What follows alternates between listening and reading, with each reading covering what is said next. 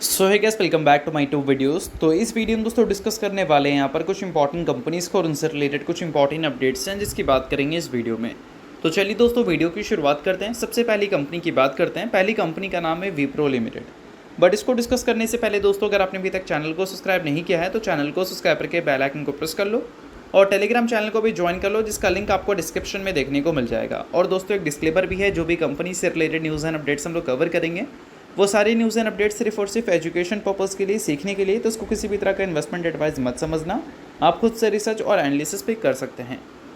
तो चलिए दोस्तों वीडियो की शुरुआत करते हैं। सबसे पहले बात करते हैं विप्रो से रिलेटेड कुछ इंपॉर्टेंट न्यूज़ एंड अपडेट्स के बारे में। सो दोस्तों अगर आज के दिन की बात करें तो विप्रो आपको काफ़ी ज़्यादा फोकस में देखने को मिल रहा था। अब इसके पीछे का सबसे बड़ा रीज़न है कंपनी की परफॉर्मेंस, जो कि आज के दिन हमें अच्छी विटनेस करने को मिली थी। बट नोट करने वाली बात यह है कि विप्रो में ही सिर्फ अच्छा परफॉर्मेंस नहीं था। अगर हम विप्रो के सेक्टर की बात करें, जो कि है आईटी सेक्टर, उसकी परफॉर्मेंस अगर आज के दिन देखोगे तो वहाँ पर भी परफॉर्मेंस अच्छी विटनेस करने को मिली थी।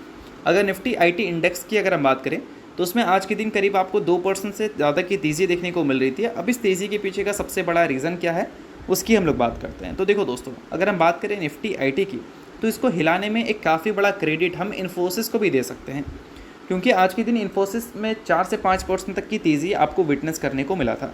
अब नोट करो एक बात को, अगर हम बात करें निफ्टी बैंक की या फिर निफ्टी आईटी की, तो इन दो में जो टॉप 2 कंपनीज़ है उसका काफ़ी अच्छा खासा वेटेज है। अगर हम निफ्टी बैंक की बात करें तो वहाँ पर एचडीएफसी बैंक और आईसीआईसीआई बैंक का काफ़ी ज़्यादा वेटेज है। अगर उसमें कोई मूवमेंट आपको देखने को मिले तो पूरे इंडेक्स में ही मूवमेंट देखने को मिल जाता है।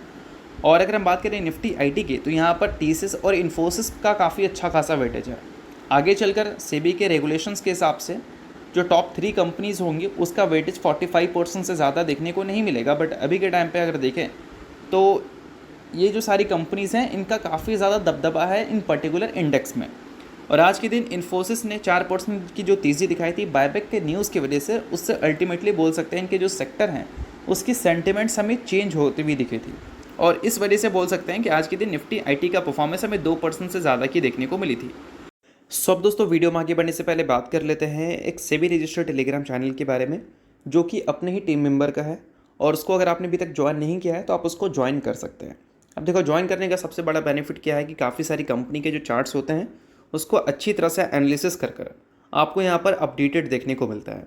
और सेबी रजिस्टर्ड टेलीग्राम चैनल है, तो सेबी रजिस्टर्ड रिसर्च एनालिस्ट के द्वारा अच्छी तरह से प्रॉपर एनालिसिस कर ही ये सारी डिटेल्स आपको देखने को मिलती हैं। तो लिंक आपको डिस्क्रिप्शन में दिख जाएगा, लिंक के थ्रू जाकर चैनल को ज्वाइन कर लो। अब इसके अलावा दोस्तों एक और बात को आप नोट कर सकते हैं, वो भी एक रीज़न बनता है Wipro, Tech Mahindra, LTI, SL tech, Coforge में एक प्रॉपर तेज़ी का।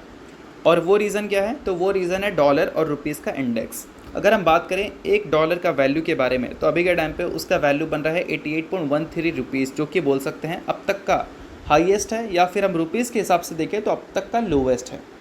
तो नोट करने वाली बात यहाँ पर यह है कि जब भी इंडियन रुपीज़ अगर वीक होता है डॉलर के कंपैरिजन में, तो इससे हमारी देश भले खुश ना हो, बट जो टेक सेक्टर है वो डेफिनेटली खुश होती है। क्योंकि अगर हमारी टेक कंपनी की बात करें तो उनका जो जोग्राफिकल प्रेजेंस है वो अमेरिका पे काफ़ी ज़्यादा डिपेंडेंट है।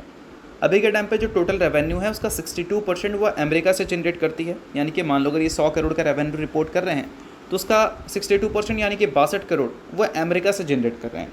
और अमेरिका से अगर वो रेवेन्यू जनरेट कर रहे हैं तो वो रुपीज़ में तो नहीं कर रहे हैं भाई, वो डॉलर में कर रहे हैं। तो इससे आप ऐसे भी समझ सकते हैं। देखो, मान लो पहले वो अमेरिका से $1 रेवेन्यू कमा रहे थे, तो पहले $1 का वैल्यू अगर 80 रुपये था तो उनको सिर्फ 80 रुपये मिल रहा था। अभी $1 का वैल्यू कितना है? 88 रुपीज़। यानी कि अब उनको $1 अगर वहाँ से रेवेन्यू मिलता है तो पहले के कंपैरिजन में इंडिया में जब वो कन्वर्ट करते हैं उस चीज़ को तो ज़्यादा रेवेन्यू मिलता है।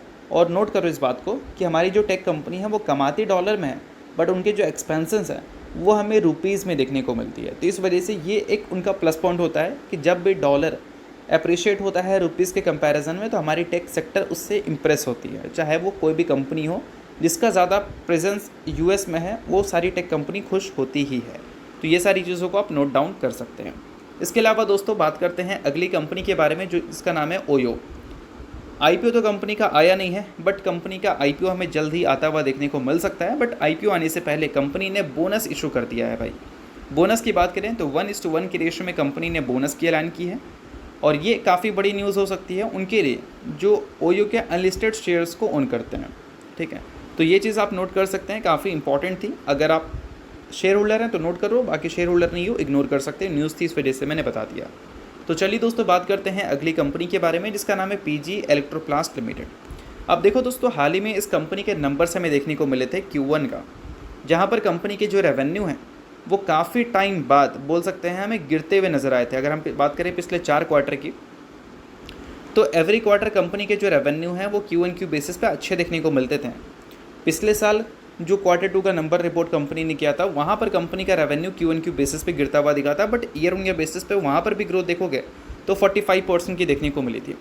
और इस बार क्या हुआ है कि Q1Q बेसिस पे रेवेन्यू गिरा और ईयर ऑन ईयर बेसिस पे जो ग्रोथ रेट है उसमें भी गिरावट हमें देखने को मिली। साथ में कंपनी का जो नेट प्रॉफिट है उसमें भी हमें गिरावट देखने को मिला, और इसके साथ कंपनी का जो गाइडेंस था उसको भी कंपनी ने कट किया था 2026 के फाइनेंशियल ईयर को लेकर।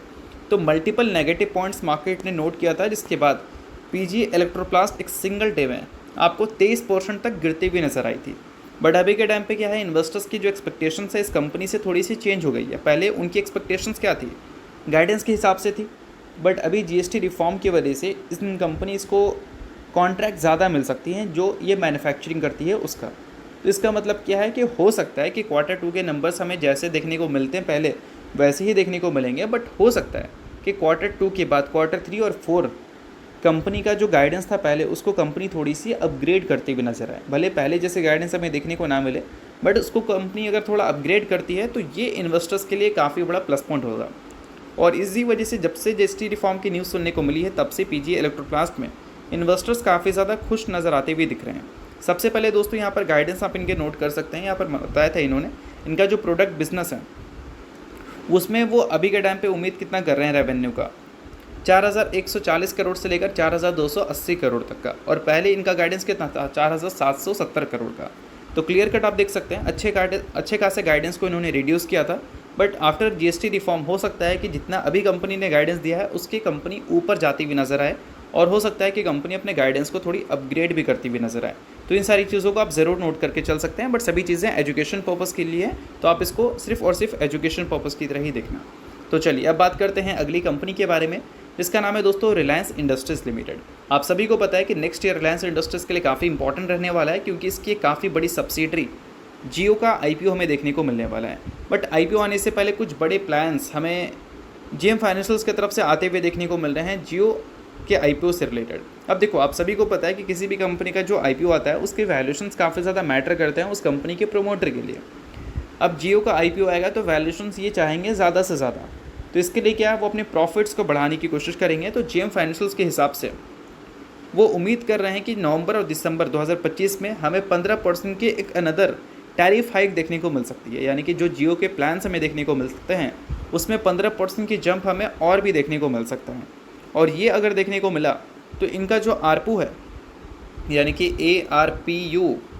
ARPU का मतलब क्या होता है, आरपू का मतलब होता है एवरेज रेवेन्यू पर यूज़र, ठीक है। और इनका जो आरपू है वो अभी के टाइम पे 200 रुपये के आसपास है, और जो एयरटेल है उनका आरपू हमें देखने को मिलता है लगभग कितना 250 रुपये के आसपास। बट अगर हम बात करें एयरटेल की, तो ये उम्मीद कर रहे हैं कि 10% CAGR से वो अपने आरपू को ग्रो करे 2028 के फाइनेंशियल ईयर तक, और उसको वो ले जाना चाहते हैं लगभग 310 रुपये तक। अब आरपू को ज़्यादा अगर ये करेंगे तो इससे क्या है, अल्टीमेटली इनके जो नेट प्रॉफिट एंड रेवेन्यू है वो हमें बढ़ते हुए देखने को मिलेंगे। और अगर ये 2028 तक 310 रुपये तक का उम्मीद लगाकर चल रहे हैं, तो इससे अगर हम 50 रुपये कम भी करते हैं अभी के डेटा के हिसाब से, तो जियो का जो आईपीओ है, आईपीओ नहीं, जियो का जो आरपू है वो हमें मे बी देखने को मिल सकता है कितना 260 रुपये के आसपास।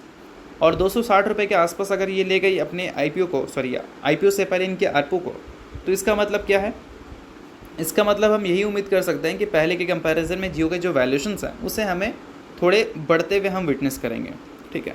और इसके अलावा दोस्तों बात करें अगर हम रिलायंस के गाइडेंस के बारे में 2027 के फाइनेंशियल ईयर के एंड तक, तो उसने ऑलरेडी दे रखा है कि इनका जो EBITDA है अभी के टाइम पे उसको वो डबल करते हुए नज़र आ सकते हैं 2027 के एंड तक, यानी कि अगले 2 सालों में, या फिर अगले बोल सकते हैं 4 नहीं, अगले 5-6 क्वार्टर्स में, ऐसा आप बोल लो, ठीक है।